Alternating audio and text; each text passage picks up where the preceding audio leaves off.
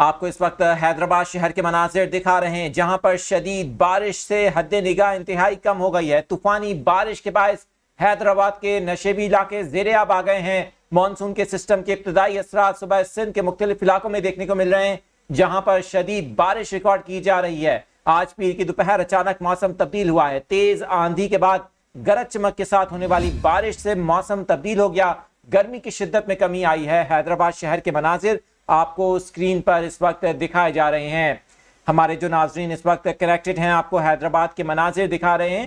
حیدرآباد میں بارش کے باعث نشیبی علاقے زیر آب آ گئے ہیں۔ ادھر کراچی کا مطلع ابرآلود ہے۔ شہر کے چند مضافاتی علاقوں سے بارش کی اطلاعات موصول ہوئی ہیں۔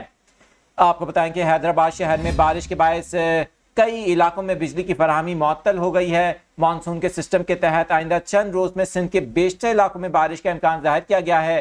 کراچی میں بھی 18 سے 20 جولائی کے درمیان مانسون بارشوں کا دوبارہ آغاز ہو سکتا ہے۔ محکمہ موسمیات کی جانب سے یہ پیشگوئی کی گئی ہے۔ آپ کو اس وقت حیدرآباد شہر کے مناظر دکھائے جا رہے ہیں۔ حیدرآباد میں بارش کے باعث شہریوں نے سکھ کا سانس لیا، گرمی کی شدت میں کمی آئی ہے، تاہم بجلی کی فراہمی معطل ہونے سے شہریوں کو مشکلات کا سامنا کرنا پڑ رہا ہے۔